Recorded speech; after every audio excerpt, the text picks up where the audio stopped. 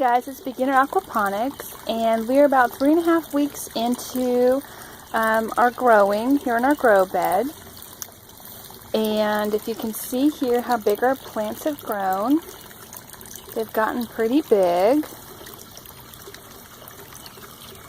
And now Kelly's going to tell you what we've done and what we've gone through over the last 3.5 weeks to get to this point. Hey guys, as you can remember, we originally had a line that went down. We had just one of these black lines that went straight down the middle of the grow bed, and we had drilled holes all the way through it.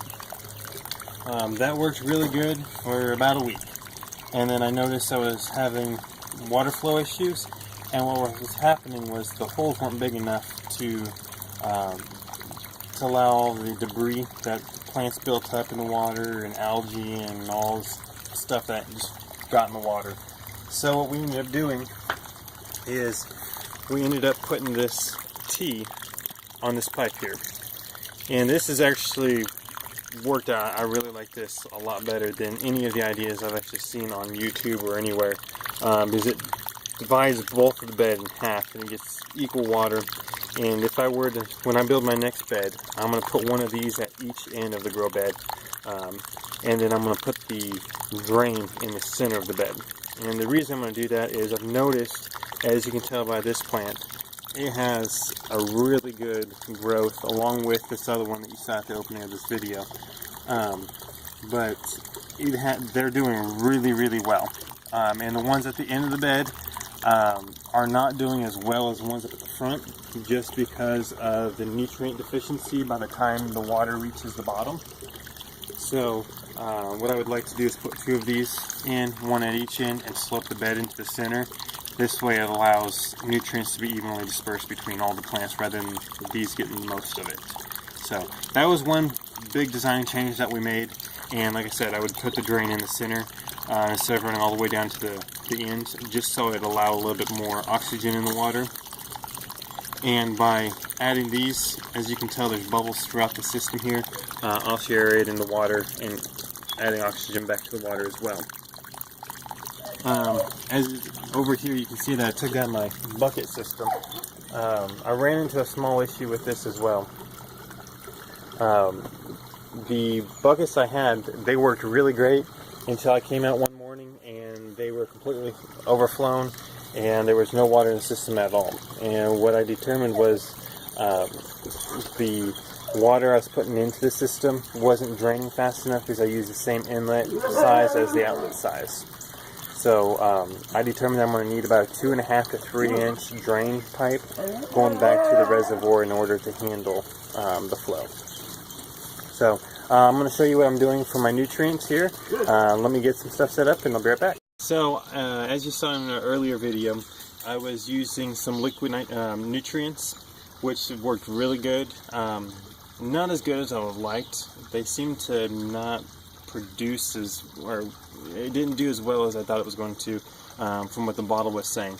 What I did find out was I started making a compost tea, and you can see here, this is a little bit of the tea I have left, but this is just some compost that I bought, and I'll show you back here in just a moment. But I'm just letting this sit in some water here, and as you can see here, the water turns a nice brown color, and I just take this and add it to my reservoir.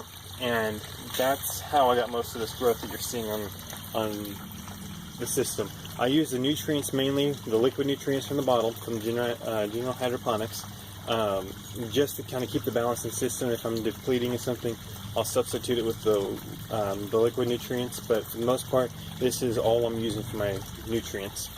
And here's the bag that I'm using. I got this from Lowe's. It's just the Organic Choice by Miracle-Gro garden soil. And I know kind of using the hydroponic system is, the whole idea is to remove the dirt and be able to control your nutrients and give it a healthy ground to grow in.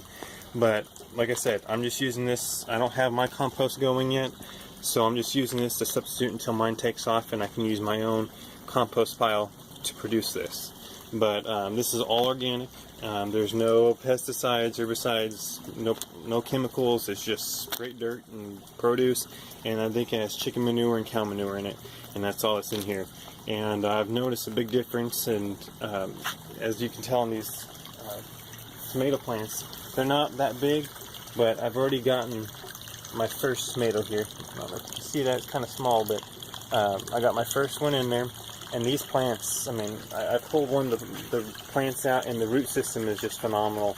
A nice shade of white. I don't have any browning or graying or anything to the roots, so they're very healthy plants. And this Compost Tea has done a phenomenal job, and I'm really impressed with that. And at $7 a bag, I get about 20 gallons worth, 30 gallons worth of compost tea out of that. And then when I'm done with that, I actually have another garden that I'll actually plant in dirt for some of the other plants, like corn and stuff that I can't put in my grow bed right now, and I plant in that. So I'm reusing it all, but I think that's the best thing going right now. But that's pretty much the entire setup. I haven't changed much other than that. If you guys have any questions or comments or any suggestions, go ahead and throw them in the comments below. And don't forget to like our page. Until next time, thank you.